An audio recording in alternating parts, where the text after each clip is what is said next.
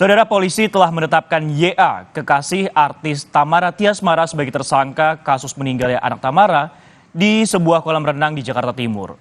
Selain itu, polisi juga telah menangkap tersangka YA.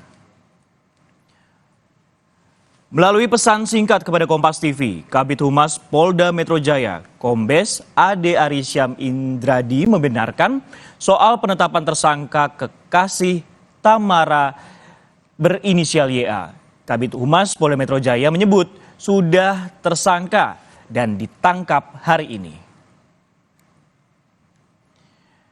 Kabid Humas Polda Metro Jaya juga mengatakan kepada Kompas TV, penyidik telah melakukan penangkapan terhadap saudara YA, kekasih saudari Tamara, terkait peristiwa meninggalnya putra saudari Tamara.